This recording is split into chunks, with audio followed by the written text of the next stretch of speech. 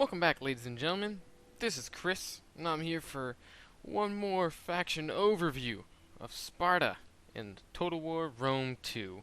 Now, Sparta, the 300s, you guys hear about them all the time, but in Rome 2, they start out as one city-state. Right, so they're part of the Greek city-states.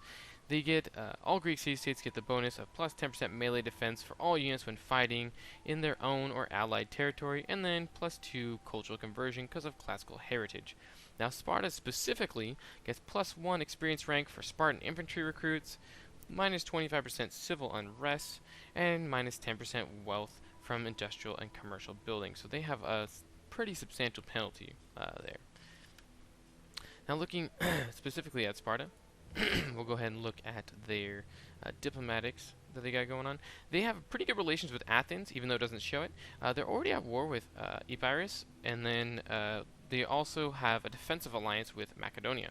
So that's definitely a benefit, but again, Macedonia can't really be trusted from the eyes of Sparta. So, looking at the Spartan army, this is obviously, if you're playing Sparta, you already know about the Spartan army. But it should be noted, at least in general, what we view as the Spartan units themselves, they can't be recruited right away. You are lucky enough to start with 2 in one of your armies here. You get some javelin men, but when you go to recruit, you can only get some pikemen, some other basic hoplites, and some spear units, and then you get slingers and javelin men. So when you think of Spartans, you're not able to get those kind of Spartans right away. You're lucky enough to be given some, but you're not able to recruit this massive, deadly, incredible Spartan army. That being said, the armor on these guys alone is 75, which is already impressive considering that your best version of these guys is 70 on these hoplites, and I can tell you for a fact that on ones like Pontus or in Macedonia, those are only 50. So the armor is substantially higher here. They're definitely going to be more defensive kind of guys, but again, they don't have a whole lot of cavalry. I mean, you can get cavalry from your mercenary units here, but again, these are mercenary units. They're not going to be something that are going to hold up entirely well when it comes to prices and even in morale, because they're not going to want to sacrifice themselves as well as your own troops would fighting for their homelands. So let's go and look at objectives now. You only have 4 small objectives. Control 2 provinces, very typical.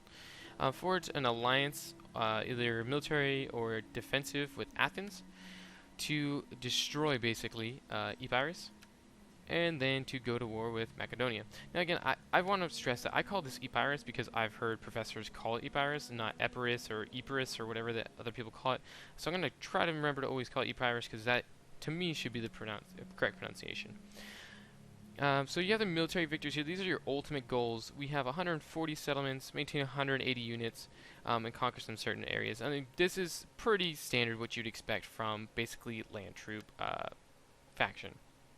He has an economic victory, not exactly their strong suit, but maintains 70 units. That's a little bit higher than most of the ones, again, because of the fact that they are more of a military faction. The 80 income, they only have to worry about, and the rest is pretty generic, 90 settlements. That's kind of high as well. But cultural victory here, we have one building, 30 technology, and 45 provinces.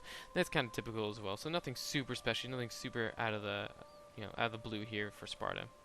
That's going to go ahead and wrap up a basic overview of where Sparta exactly stands in the world when you start with them. So I hope you guys enjoyed this video. If you do, please like and subscribe. And as always, I'll see you guys next time.